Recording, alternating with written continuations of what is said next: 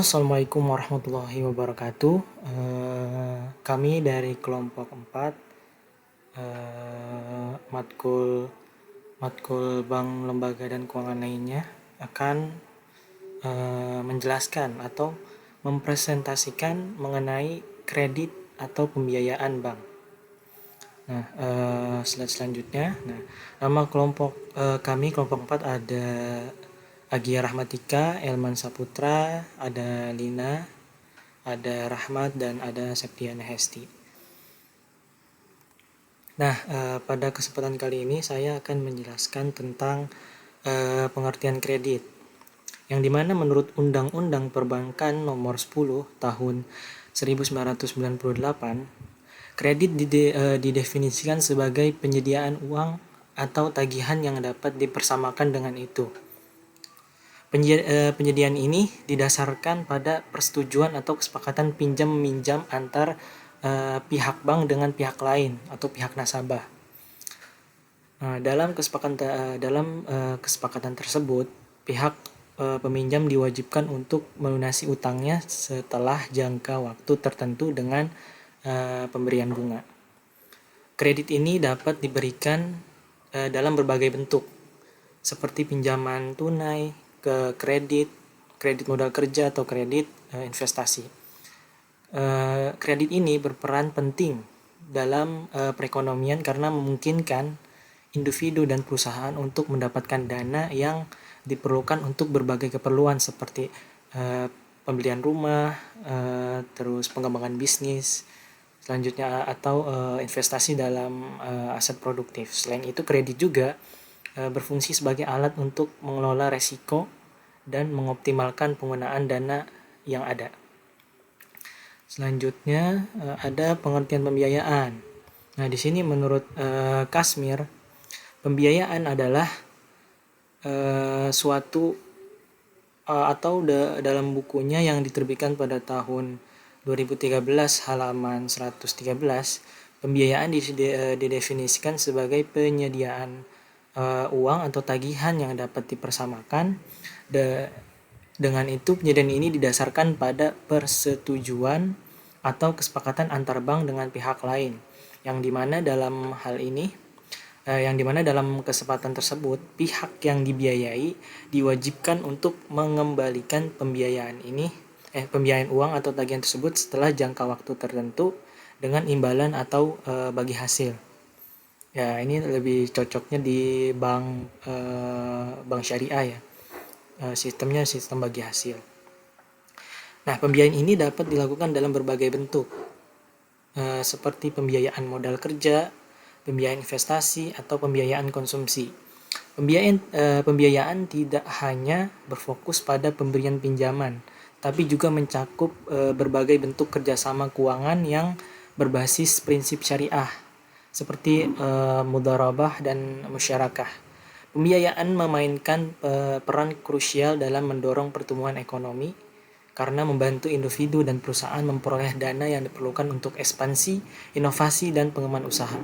Nah, selain itu, pembiayaan juga memungkinkan diverifikasi sebagai sumber pendapatan melalui skema bagi hasil yang dapat memberikan keuntungan tambahan bagi pihak yang dibiayai dan pemberi biayanya.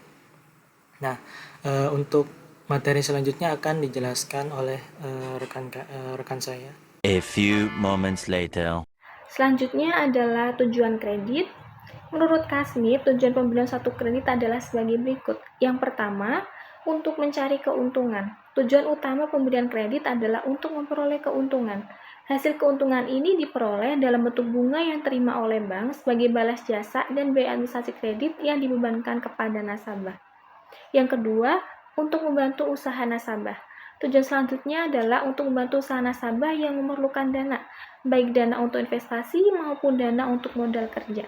Dengan dana tersebut, maka pihak debitur akan dapat mengembangkan dan memperluaskan usahanya. Dalam hal ini, baik bank maupun nasabah sama-sama diuntungkan. Yang ketiga, untuk membantu pemerintah.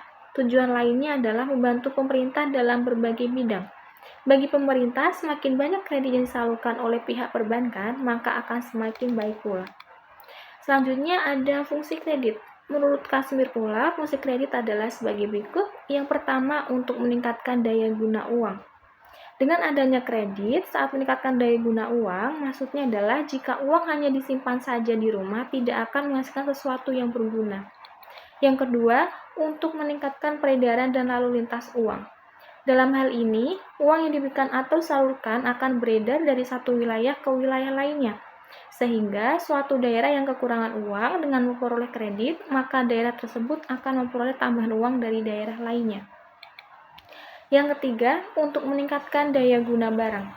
Kredit yang diberikan oleh bank akan dapat digunakan oleh debitur untuk mengelola barang yang semula tidak berguna menjadi berguna atau bermanfaat. Yang keempat adalah untuk meningkatkan peredaran barang.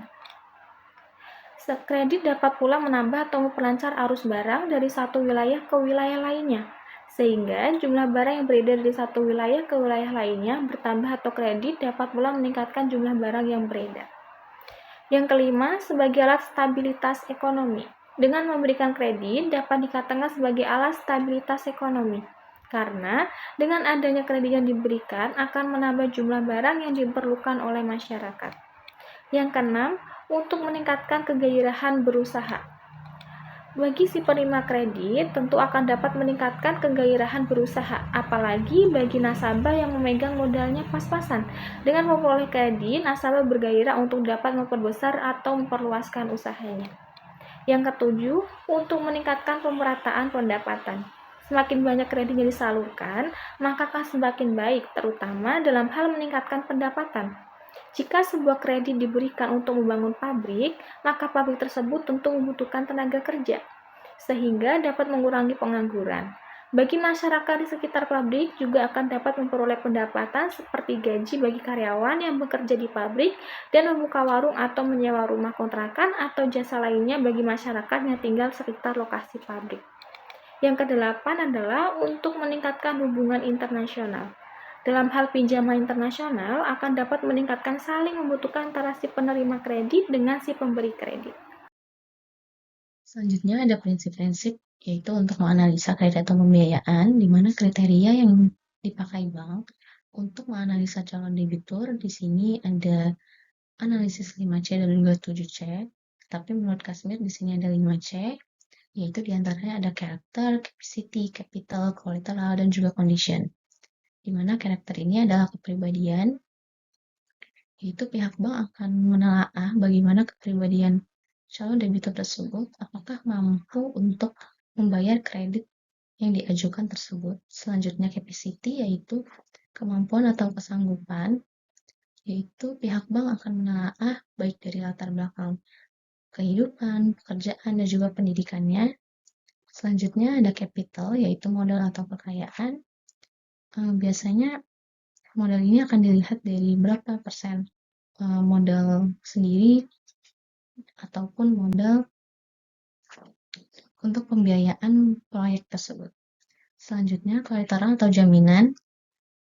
Biasanya pihak bank ini akan menerima jaminan yang nominalnya di atas dari kredit yang diajukan oleh calon debitur. Selanjutnya, condition atau kondisi, di mana kondisi ini harus pihak bank melihat apakah calon debitur ini akan bermasalah relatif tinggi atau kecil ataupun besar untuk di masa yang akan datang.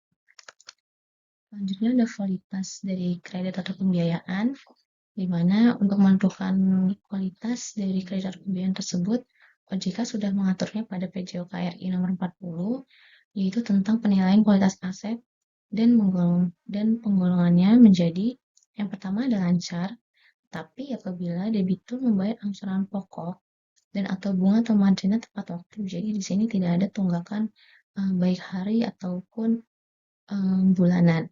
Selanjutnya yaitu apabila debitur mempunyai rekening aktif, jadi untuk kredit ini harus ada transaksi-transaksi yang aktif, jadi rekening tersebut tetap terlihat keaktifannya.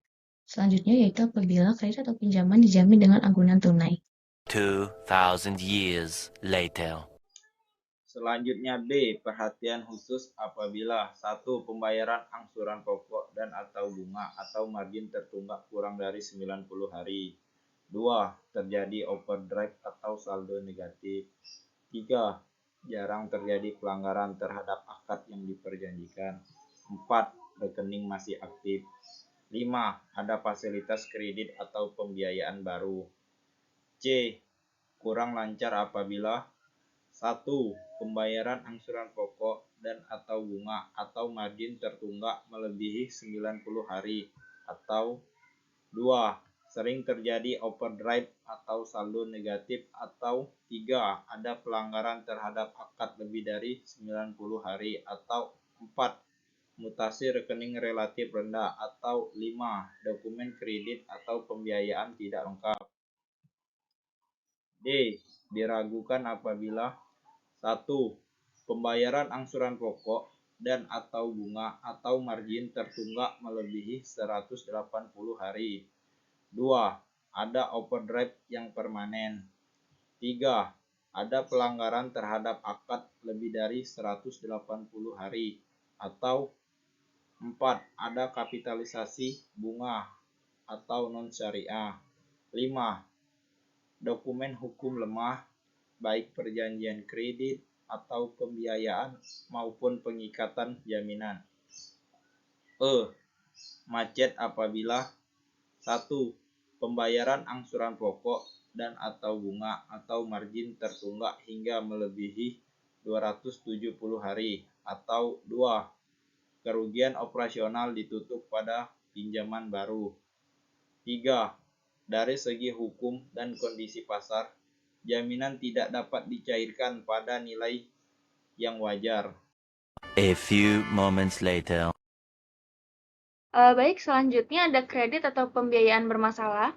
Pengertian dari kredit atau pembiayaan bermasalah ini menurut Umam pada tahun 2016 ada beberapa pengertian kredit bermasalah, yaitu yang pertama, kredit yang di dalam pelaksanaannya belum mencapai atau memenuhi target yang diinginkan oleh pihak bank.